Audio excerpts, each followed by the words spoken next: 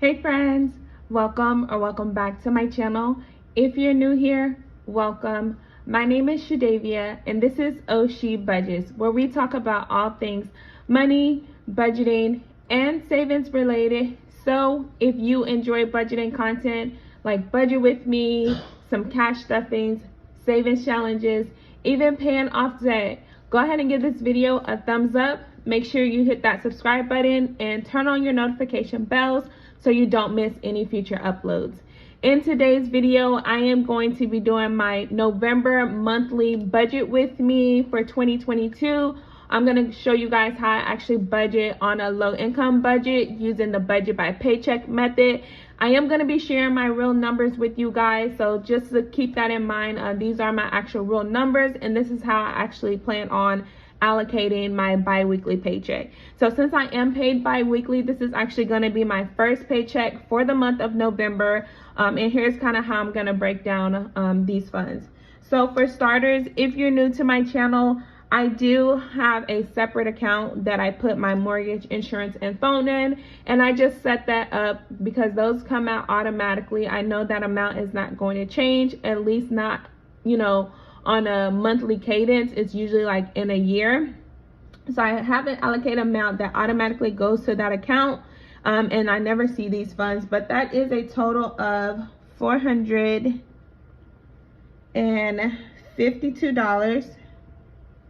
that goes into that account.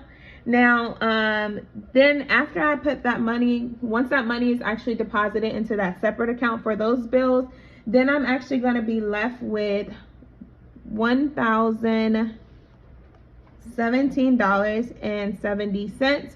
And like I said, I am paid bi-weekly, and I kind of decide on which bills get paid on which check by taking a calendar view and seeing, marking my paydays and actually determining which bills need to be paid on which check.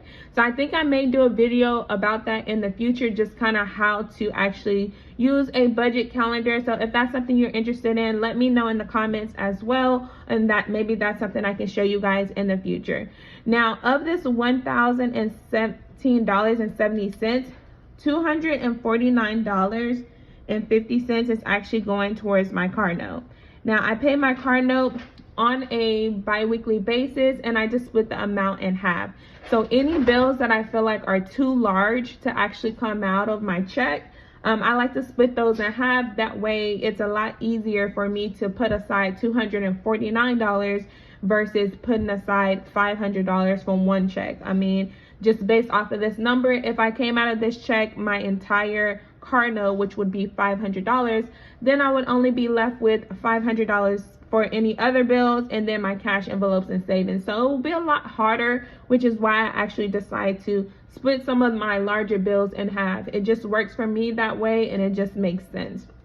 Now, the next bill that I have on this check is going to be my SmugMug subscription. Now, this is a subscription that I actually use for my photography business, and I've been having it for a while.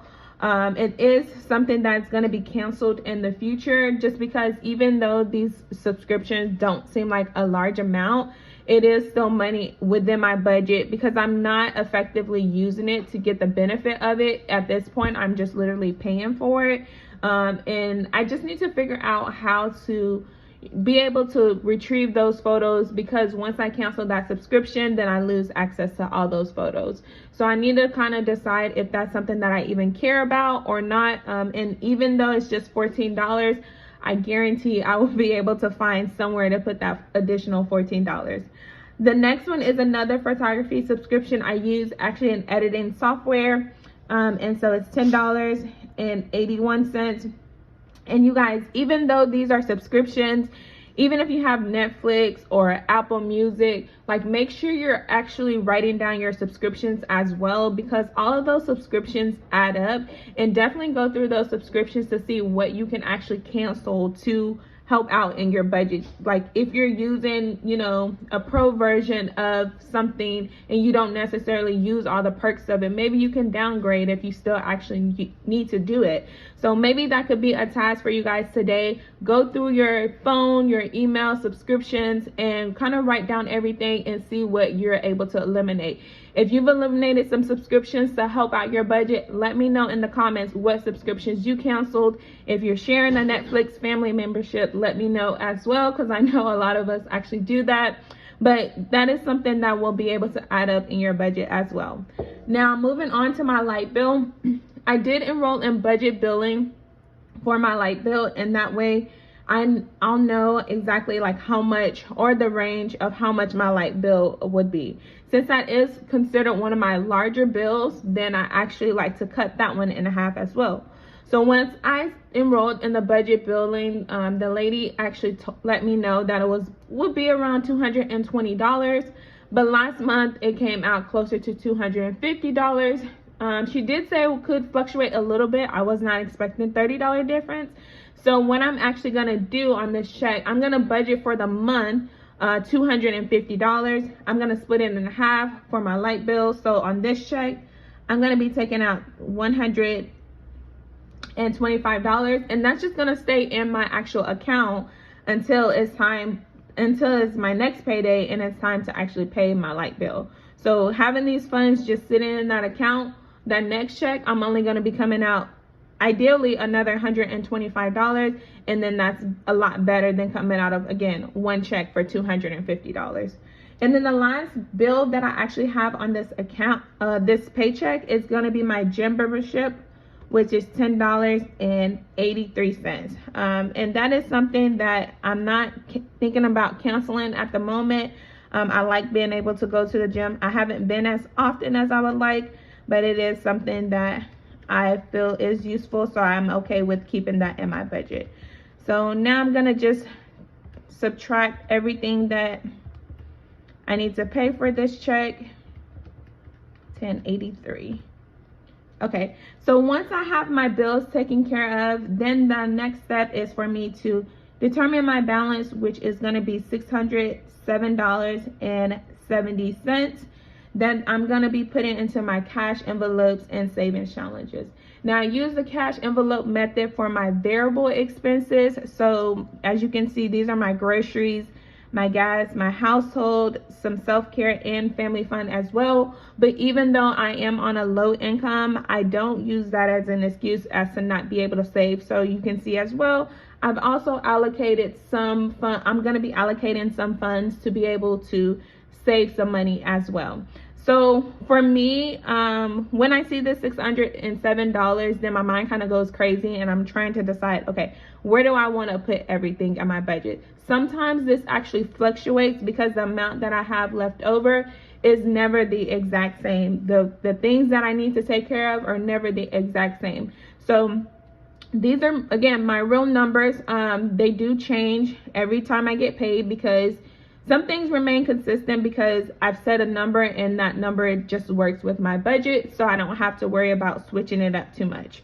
But what I've decided for this paycheck is that I'm going to ideally split this $607 in half. So I'm going to put half towards my cash envelope, and I'm going to allocate half of it towards my savings. Now, $607 is not an even number, so I'm going to actually be putting more towards my cash envelopes, well, $1 more towards my cash envelopes, and then $1 less in my savings. But I do like to prioritize savings, so I'm gonna work on the savings side first. And the first thing on my savings side is my 100 envelope challenge. I am nowhere near close to being done with that challenge, but I do like to stuff as many envelopes as I can each payday, because ideally, that's the only income that I'm being able to generate right now until I actually start up my side hustle, which I'm waiting for, and I'm hoping that my card comes soon so I can get started. But right now, it's just every 2 weeks. So whatever I can afford to take out of my paycheck, that's what I put towards my 100 envelope challenge. So for this paycheck, again, savings is getting a total of $303. And of that $303, I am going to be putting $180 towards my 100 envelope challenge. Now, I know some people do the 50-30-20 method, but here again, you see I'm going to be putting 50% of what's left over towards my savings, because I just enjoy saving money. I feel like you can never be too prepared for the future. So it's always good to have those extra funds saved. And then I also made it one of my goals to finish the 100 envelope challenge. I don't think I'll be able to finish, but I got pretty close to completing it. So we'll see. My focus is going to be on that the next 2 months until the end of the year, and we'll see how close we can actually get to finishing or actually finishing that challenge. So let's see, we had 303 and then we're taking away 180. I'm not investing anything right now, and that is simply because I unfortunately am back in debt. So I do have credit card debt as well, and I just want to be transparent with you guys. I'm in debt again. I use my credit card again. It's a bummer, but it happens. You know, no one's perfect, and I know for sure my journey is not perfect. But I do want to start, you know, put in some funds towards, you know, getting that debt paid off and still remain debt free by the end of the year. Credit card debt free at least. I just feel like sometimes it's almost like a rat race, especially if I'm charging too much to the card. So if I charge too much to the card and I say, oh, I'm going to pay it back, but then, you know, for whatever reason, I don't pay it back, even those small amounts add up. So I'm still in the rat race with that. I did pay all of my cards off, but again, unfortunately, life happens and I'm back in credit card debt again. It's not too much. It's not too bad. So we'll see what happens by the end of this year. But because of that, I'm actually not putting anything in my Roth IRA. Now, I am putting something towards my emergency fund, and that's going to be $50. And so what I'm thinking of doing is I'm saving the funds for emergency, but at the end of the year, I'm going to see how much I actually have saved for my emergency fund, and then see if I can put that towards paying off my credit card debt as well. And I'll do the same thing with my 100 envelope challenge.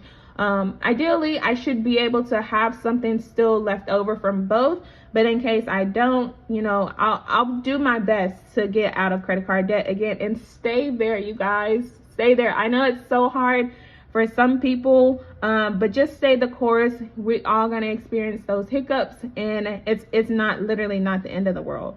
So with the $50 going towards my emergency fund, that leaves $73 that is gonna be left for my sinking fund. And that is just for some future expenses. You guys, I've even considered, you know, emptying out my sinking funds to actually pay off the debt, because that is one thing that I'm just not okay with, just knowing that I paid it off and got right back in debt, you guys. But hey, like I said, life happens, and life really be life, and sometimes. So it's okay. I've done it once. I'm pretty sure I'll do it again. And so, you know, we'll have to see where it goes from there. Now, with my groceries, I am a family of 5 as well. So each week I do like to put aside $100. But with this, I'm putting $100 aside, but I'm gonna try to stay around $50 this week, just so I can put that extra $50 towards paying off that credit card debt again. So any extra money that I can kind of find without taking away from my other financial goals, I'm gonna be trying to put those towards my debt payoff. Now, my gas is still getting $60 because I do work from home, and that's usually enough to just fill up for the week, which leaves us with $144. Then we have household. I usually give it $20, but I'm just gonna bump it up to $40 just because I do have a little bit more that I can that I need to actually purchase or stock up on at home. And I don't want to really necessarily wait until my next payday to be able to do that. Then the last 2 I have is my self-care and family fun. So self-care, I'm going to give myself $50 because I do plan on having an outing with some friends over the weekend. I haven't decided for sure if I'm going or not, but I'm going to put those funds aside for that. And then the last $54 I'm going to put aside for family fun, and that's just, again, in case we want to do something over the next 2 weeks, like go out for a dinner or something like that. But that takes us down to our zero-based budget, and that is how I do all of my budgets. So any extra income that I get, I make sure I give every, you know, dollar a job. But that is it for today's upload. If you guys enjoyed this video, make sure you, again, give it a thumbs up, subscribe to my channel, and I'll see you in the next one. Bye.